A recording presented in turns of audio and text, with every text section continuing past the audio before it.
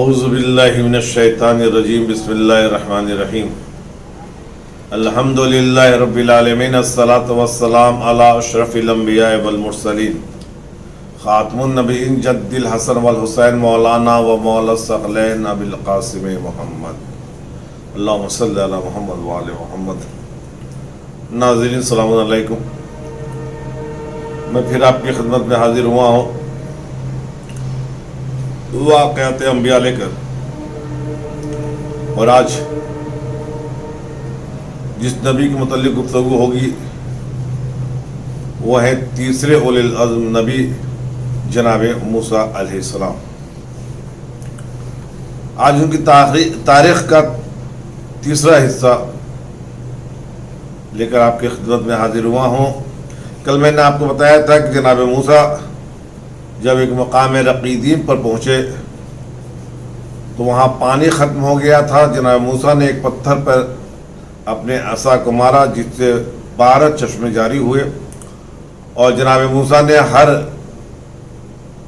اپنی قوم کے ہر قبیلے کو ایک چشمے سے پانی لینے کی اجازت دے دی۔ کچھ دن کے بعد اسرائیل کہنے لگے کہ ہمارے کپڑے پھٹ گئے ہیں، پرانے ہو گئے ہیں۔ تو جناب موسیٰ نے کہا کہ اس کپڑے کو اسی چشمے میں دھو، انشاءاللہ یہ نئے ہو جائیں گے۔ چنانچہ انہوں نے دھویا تو کپڑے نئے ہو گئے۔ کہا کہ یہ گندے ہیں تو کہا اسے آگ میں ڈال دو۔ چنانچہ اسے آگ میں ڈالا گیا، اور کپڑے جو ہے جب آگ سے باہر ہوئے تو ایسے لگ رہے تھے جیسے دودھ جیسے سفید ہے۔ کچھ دن کے بعد انہوں نے آواز دی کہ ہمیں اب من و سلوہ نہیں چاہیے، اپنے خدا سے دعا کیجئے کہ وہ ہمارے لیے سبزی، ساگ، لہسن، پیاز، کھیرا اور ککڑی اور دال روٹی جیسی چیزیں نازل کرے۔ جناب موسیٰ نے کہا کہ تم بڑے ادنا چیز پر اعلیٰ چیز کو قربان کر رہے ہو، اور اگر چاہتے ہو کہ یہ چیزیں تمہیں میسر ہوں تو ہمارے ساتھ عمالقہ میں چلنا ہوگا جہاں ہمیں جنگ کرنا ہے۔ پھر جناب ابراہیم نے 12 لوگوں کو، جسے نقبۂ بنی اسرائیل کہتے ہیں، یوشع بن نون اور کالب بن یونا کے قیادت میں جنوب کی طرف روانہ کیا۔ یہ لوگ کچھ افواج کو لیے ہوئے، کچھ اپنے قوم کے لوگوں کو لیے ہوئے جنوب کی طرف چلے۔ راستے میں ان کو عجیب غریب خلقت کے لوگوں سے ملاقات ہوئی جو بہت ہی طویل قامت ہوا کرتے تھے اور بہت ہی طاقتور ہوا کرتے تھے۔ اس کے بعد ان کی ملاقات ان کے فوج اوج سے ہوئی، اوج بن اوق۔ جب اوج بن اوق نے انہیں دیکھا تو ان لوگوں کو پکڑ کے اپنے جیب میں رکھ لیا اور اپنی ماں کے سامنے لے آ کے کہا کہ دیکھو یہ ہم سے جنگ کرنے کے لیے آئے ہیں۔ تو ماں نے سفارش کی کہ یہ تم سے کیا جنگ کریں گے، تم انہیں رہا کر دو۔ چنانچہ اوج نے اپنی ماں کی بات کو مانتے ہوئے انہیں رہا کر دیا، اور یہ حالات کا جائزہ لیتے ہوئے جناب موسیٰ کی خدمت میں آئے۔ یہ 12 نے آپس میں یہ طے کیا کہ ہم نے جیسی بستیاں دیکھی ہیں، جیسے لوگ دیکھے ہیں، ان کا تذکرہ بنی اسرائیل میں نہ کریں گے، ورنہ وہ ڈر جائیں گے اور پھر جنگ کے لیے آمادہ نہیں ہوں گے۔ لیکن جب یہ پہنچے تو یوشع بن نون اور کالب بن یونا کے علاوہ جتنے لوگ تھے انہوں نے بنی اسرائیل سے وہ حالات بیان کر دیے۔ اب جب جناب موسیٰ نے کہا کہ ہمارے ساتھ جنگ کو چلو تو سب نے انکار کر دیا، اور موسیٰ کہتے رہے لیکن انہوں نے کہا ہم نہیں جائیں گے، اپنے خدا کو لے جاؤ، وہ لڑے، اور جب فاتح بن جاؤ تو پھر ہمیں بتانا ہم تمہارے پاس آ جائیں گے, ہم یہیں بیٹھ کے تمہارا انتظار کریں گے. جناب موسیٰ نے اللہ سے دعا کی, پروردگار تو انہیں دیکھ رہا ہے, ان پر عذاب نازل مت کر, لیکن ان سے ہماری جدائی کرا دے. جناب موسیٰ کو حکم ہوا کہ تم ان کو ان کے حال پہ چھوڑ دو, ہم انہیں ہلاک نہیں کریں گے لیکن انہیں ہم سرگردان کر دیں گے.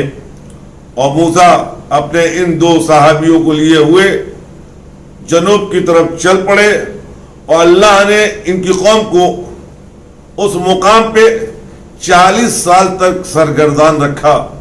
یعنی یہ مصر جانا چاہتے تھے, 12 فرسخ کے اندر میں ہی یہ روز نکلتے تھے, گھومتے تھے, اور پھر شام کو اسی منزل پہ آ جاتے تھے جہاں سے انہوں نے اپنے سفر کا آغاز کیا تھا.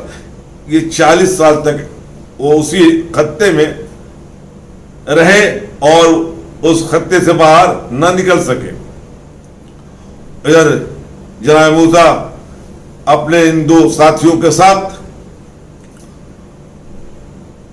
آگے بڑھے کہ راستے میں اوج بن اوق, جو دنیا کا پہلا عجوبہ کہا جائے تو غلط نہ ہوگا, 3303 گز لمبا, اور ایک روایت کے مطابق 3,30,300 گز قد اس کا تھا, اور اس کے ہاتھوں کی انگلیاں 30 گز کی تھی.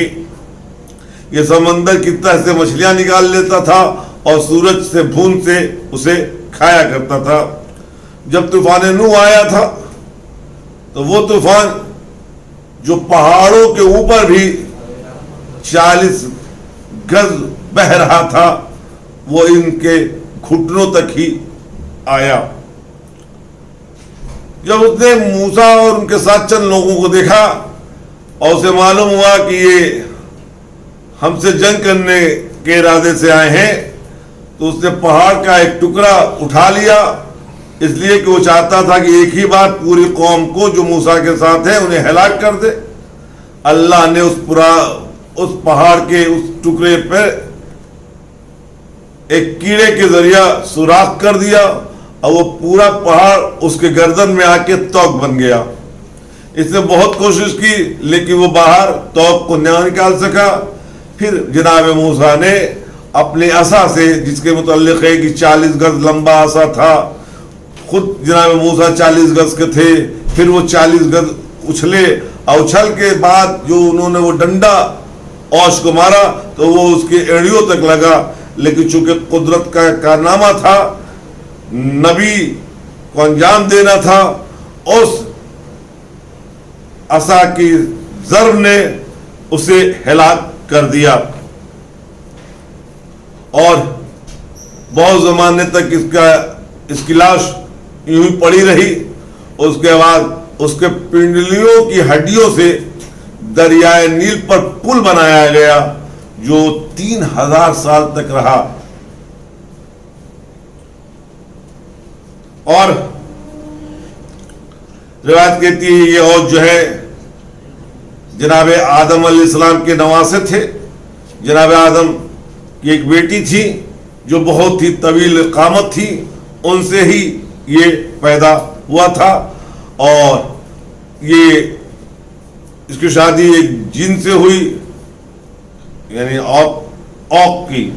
اوج کی ماں کی شادی ایک جن سے ہوئی, اور یہ جن کی اولاد تھا اوج, جو واصل جہنم ہوا.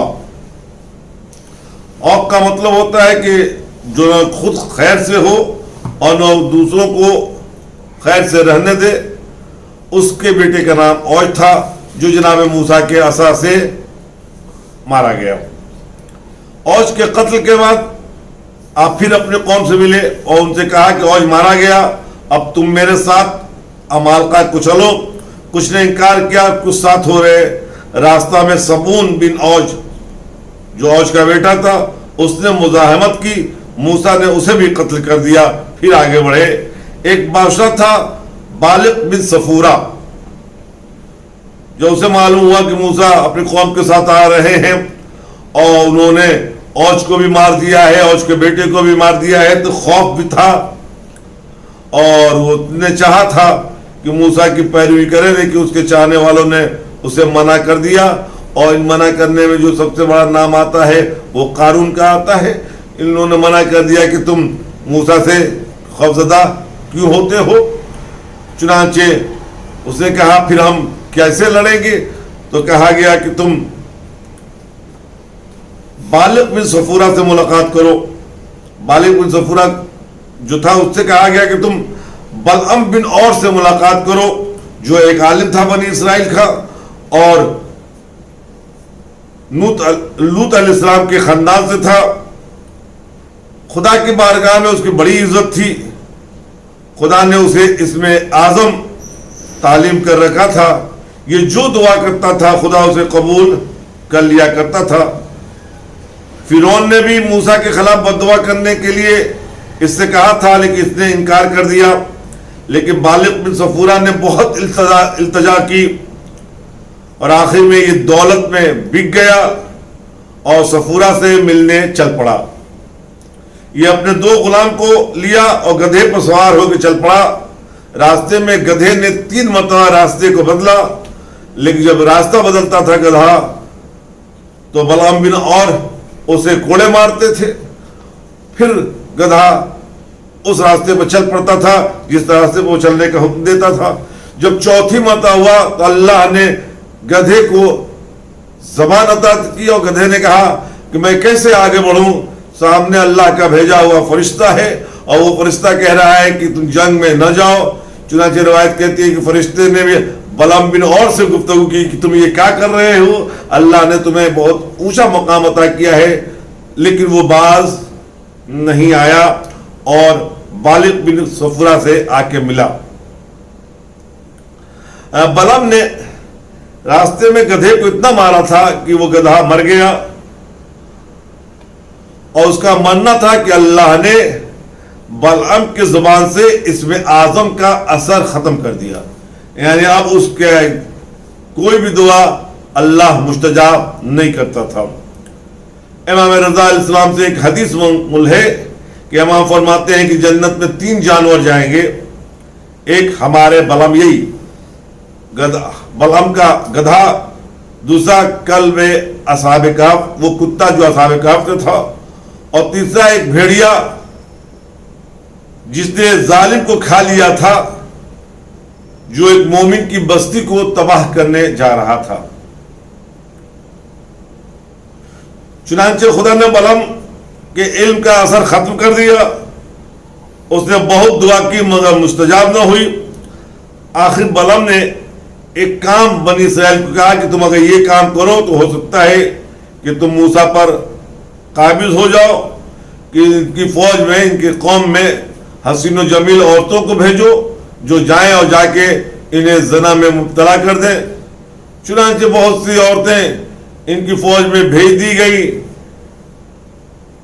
لیکن جناب موسیٰ اللہ کی عبادت میں مشغول رہے اور ان خرافاتوں سے خود کو محفوظ رکھا، اور آخر میں بالق بن صفورہ اور بلعم بن اور کو قتل کر ڈالا اور اس ملک پر قابض ہو گئے۔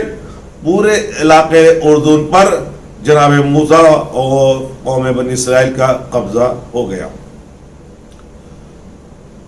40 سال کے بعد جناب موسیٰ نے اپنے بھائی ہارون کو اور عیسیٰ بن نون کو بھیجا کہ جو ہمارے قوم کے لوگ اس میدان میں رہ گئے، جنگل میں رہ گئے، جاؤ جا کے انہیں سمجھاؤ اور لے کے آؤ۔ جب جناب عیسیٰ بن نون اور ہارون تشریف لائے اور انہوں نے قوم سے داستان بلعم بن اور اوج بیان کیا اور ان سے چلنے کو کہا تو یہ راضی ہو گئے۔ ہارون اپنے قوم کے لوگوں کو لے کے چلنے لگے۔ راستے میں ایک جگہ سے عبور ہوا جسے مقام حتیٰ کہتے ہیں، وہاں ایک دروازہ تھا۔ جناب ہارون نے اپنے قوم سے کہا یہ مقدس جگہ ہے، جب تم اس مقام پہ پہنچنا تو سب سے پہلے عقیدت سے اس دروازے کو چومنا اور پھر حتیٰ کہتے ہوئے داخل ہونا۔ قوم نے مسخرہ کیا اور جب وہ آئے تو انہوں نے وہ ساری باتیں جو جناب ہارون نے بتائی تھی بھلا دیا، اور بھلانے کے بعد انہوں نے حتیٰ کی جگہ پر گیہوں کہا، اور اس کا نتیجہ یہ ہوا کہ حتیٰ نہ کہہ کے ہنزا گیہوں ہنتا گیہوں کہتے ہوئے داخل ہوئے۔ خدا نے ان پر عذاب نازل کیا اور 24,000 لوگ اس میں فوت کر گئے۔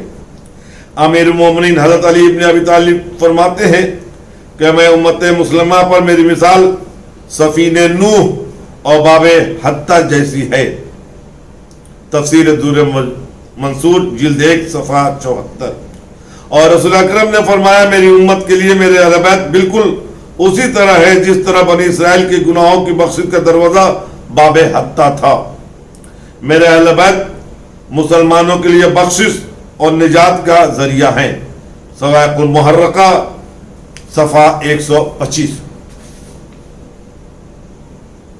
اس طرح پوری قوم جو بچی اسے لیے ہوئے جناب ہارون جناب موسیٰ سے ملے۔ جناب موسیٰ کے واقعات میں کئی واقعات ہیں۔ جناب خضر سے ملاقات ہے، انشاءاللہ وہ گفتگو جناب خضر کے حالات میں ہوگی۔ جناب موسیٰ کے دور میں ایک واقعہ اور ہوا جسے گائے کا واقعہ کہتے ہیں۔ ہوا یوں تھا کہ ایک بستی میں عامل بن راحیل جو بہت ہی حسین بھی تھا، بہت بڑا عالم بھی تھا اور بہت بڑا دولت مند بھی تھا، رہا کرتا تھا۔ اس نے ایک پاک دامن عورت سے اپنا رشتہ بھیجا جو اس عورت نے قبول کر لیا۔ اس کا شہزاد بھائی تھا، اس نے بھی رشتہ بھیجا تھا جو اس نے رد کر دیا تھا۔ اسی کے بغض میں اس نے عامل بن راحیل کو قتل کر دیا، اور قتل کرنے کے بعد ان کے لاش کو کندھے پر لے کے موسیٰ کی خدمت میں آیا اور کہا کہ دیکھیے اسے کسی نے قتل کر دیا ہے، آپ قاتل کا پتہ لگائیے۔ جناب موسیٰ نے کہا کہ تم ایک کام کرو، ایک گائے کو ذبح کرو اور اس کو اس کے مردے سے مس کرو، یہ مردہ خود اٹھ کے بتائے گا کہ اس کا قاتل کون ہے۔ لوگ موسیٰ کا مذاق بھی اڑا رہے تھے اور ہر دنوی پہ قائم ہو کر اب یہ کہنے لگے کہ وہ گائے کیسی ہو، اس کا رنگ کیسا ہو، وہ کتنا وزنی ہو، اس کا کوئی نشانی بتائیے۔ یہ ہٹ درمی کرتے رہے، اور اللہ نے اب گائے کو ایک تعارف کرایا کہ گائے ایسی ہو، اس کا رنگ ایسا ہو، اس کے اوپر ایسے نشانات ہوں، اور وہ پورا محلہ پورا علاقہ ڈھونڈنے میں وہ گائے ایک کے پاس تھا جو یتیم ہو چکا تھا، اور وہ گائے کو بیچنا نہیں چاہ رہا تھا، اس کی ماں اسے منع کر دیا کرتی تھی۔ اور اس بچے کے متعلق یہ ہے کہ وہ بہت ہی والدین کا فرما بردار تھا۔ ایک روز کچھ خریدنے کے لیے وہ اپنے باپ کے پاس گیا کہ ان سے کچھ پیسہ لے، لیکن وہ جب آرام کر رہے تھے، وہ سو رہے تھے، تو انہیں خواب سے اس لیے بیدار نہ کیا کہ والد کو نیند سے بیدار کرنے میں ان کو زحمت ہوگی۔ خدا نے اس کے خدمت کو اتنا پسند کیا کہ اب اسی لڑکے کی گائے کو نمونہ بنا دیا، اور ماں کہتی رہی کہ اس کی قیمت اب یہ مانگو کہ اسے ذبح جب کرو گے تو اس کے کھال میں جتنے سونا کے اثر اشرفی ہو وہ دیا جائے۔ لوگ موسیٰ کے پاس پلٹے اور کہا کہ بہت ہی مہنگی گائے ہے۔ جناب موسیٰ نے کہا یہ تو تم نے خود اپنے آپ مول لیا ہے، اب یہی گائے ہوگی تو اس مقتول کا پتہ چلے گا کہ قاتل کون ہے، اور نہ روایت کہتی ہے کہ بنی اسرائیل نے اپنے پورے دولت کو ختم کر دیا اور اس گائے کو خریدا، اور بنی اسرائیل نے گائے کو ذبح کیا. ذبح کرنے کے بعد اس کے کھال میں جو اشرفی بھری، تو معصومین کہتے ہیں کہ وہ اشرفی 50 لاکھ تھی. اللہ نے اس بچے کو والدین کی خدمت کا یہ صلہ دیا. اس سے ایک بات کا یہ بھی پتہ چلتا ہے کہ جو لوگ والدین کی خدمت کرتے ہیں اللہ انہیں اپنی نعمتوں سے نوازا کرتا ہے. چنانچہ جب اسے ذبح کرتے اس سے مس کیا گیا تو وہ بول پڑا کہ میرا قاتل یہی ہے جس نے ابھی آپ کے سامنے آ کے دعویٰ کیا ہے. ناظرین، جناب موسیٰ کے دور میں ایک اور شخصیت گزری ہے جسے قارون کہا جاتا ہے. یہ جناب موسیٰ کے چچازاد یا خالازاد بھائی تھے، بہت حسین تھے. ان کا لقب منور تھا. بنی اسرائیل میں ان کی بہت عزت بھی تھی. یہ موسیٰ اور ہارون کے بعد سب سے بہتر جانے جاتے تھے. یہ توریت کے قرأت اور اس کے علم میں عالم سمجھے جاتے تھے. عبادت میں بے نظیر تھے. موسیٰ جب 70 آدمیوں کو لے کر طور پر گئے تھے تو ان میں بھی ایک یہ تھے. عبادت ان کی بے نظیر تھی اور موسیٰ علیہ السلام نے ہی انہیں علم توریت دیا تھا اور کیمیا بنانا سکھایا تھا. اور موسیٰ علیہ السلام سے پہلے یہ فرعون کی طرف سے عامل مصر بھی تھے. اور جب جناب موسیٰ نے دریا عبور کیا تھا تو ان کے ساتھ بھی یہ قارون موجود تھے.